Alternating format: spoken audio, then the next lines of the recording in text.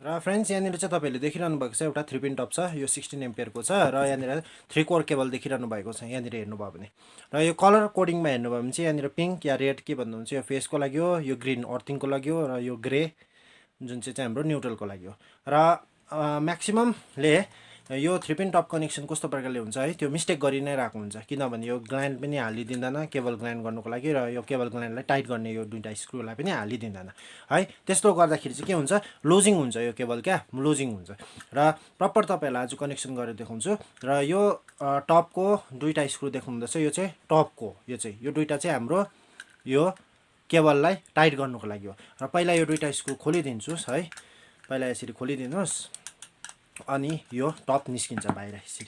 है र यो भिडियोमा चाहिँ म तपाईँहरूलाई यो कनेक्सन मात्रै गरेर देखाउने छु र अर्को भिडियोमा चाहिँ म तपाईँहरूलाई के बताउँछु यो किन मोटो छ र यो किन लामो छ त्यसको बारेमा पनि बताउँछु यो तीनटा रिजन छ किन मोटो र यो किन लामो छ त्यो पनि बताउँछु तपाईँहरूलाई र यहाँनिर हेर्नुहोस् योमा चाहिँ हालिदिँदैन क्या कतिजनाले नै मिस्टेक यहाँनिर गर्छ कि यो भित्र चाहिँ हालिदिँदैन र यो केबल ग्ल्यान्डलाई पनि हालिदिँदैन यहाँनिर हेर्नुहोस् त्यो गऱ्यो भने चाहिँ के हुन्छ यो हाम्रो वायर एकदमै लुजिङ हुन्छ है र पहिलाचोटि चाहिँ एउटा स्क्रु यसलाई खोलिदिनुहोस् है तपाईँहरूले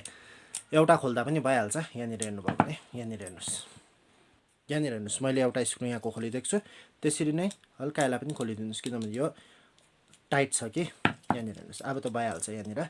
है अब चाहिँ हाम्रो यो आउँछ र यो हाल्नुको अगाडि चाहिँ तपाईँले यो केबल ग्ल्यान्ड हाल्नुहोस् र यहाँनिर जहाँनिर हाम्रो कटको निशान देखिरहनु भएको छ है यो कटको निशान चाहिँ माथिबाट जान्छ है यसरी पहिलाचोटि चाहिँ है त्यहाँबाट चाहिँ तपाईँहरूको यो यहाँनिर चाहिँ यो पोस्छ यो जुन चाहिँ कटको निशान छ नि यहाँनिर पोस्छ त्यहाँबाट चाहिँ अझै तपाईँहरूले चाहिँ यो जुन चाहिँ देख्नुहुँदैछ व्हाइट कलरको यो व्हाइट कलरकोलाई नै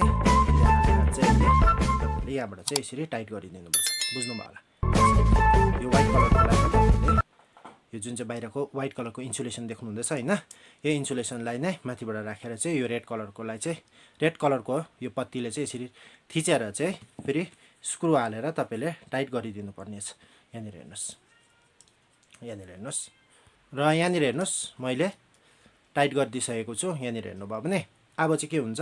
यो ग्रिन कलरको यहाँनिर ब्ल्याक कलरको न्युट्रलमा र रेड कलरको मेरो यहाँनिर फेजमा यहाँनिर हेर्नुहोस् अब यसको इन्सुलेसन रिमुभ गरेर देखाउँदैछु र फ्रेन्ड्स यहाँनिर चाहिँ हेर्नुहोस् मैले आरमा रेड फेज दिइहालेको छु र न्युट्रलमा यो ग्रे कलरको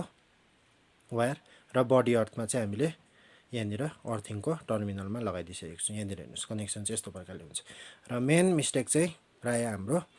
यहाँनिरै हुन्छ यो ग्ल्यान्डलाई लगाइदिँदैन र यो पत्तीलाई पनि हामीले टाइट गर्दैन अब यो चाहिँ हामीले जति पनि यसरी तान्यो भने पनि यहाँनिर हेर्नुहोस् निस्किँदैन र अब चाहिँ यसलाई हामीले कभर लगाएर दुईटा स्क्रु लगाइदिनुहोस् है त्यहाँबाट मेरो कम्प्लिट हुन्छ यहाँनिर र यहाँनिर हेर्नुहोस् कम्प्लिट भयो दुईटा स्क्रु लगाइदिइसकेको छु अब यसलाई तपाईँले जति पनि ताने पनि यो निस्किने होइन यहाँनिर हेर्नुहोस् यसरी चाहिँ हामीले 3 पिन टपलाई चाहिँ कनेक्ट गर्छौँ यहाँ हेर्नुहोस् प्रपर प्रकारले चाहिँ बुझ्नुभयो होला है र यति नै थियो यो भिडियोमा तपाईँलाई देखाउनु पर्ने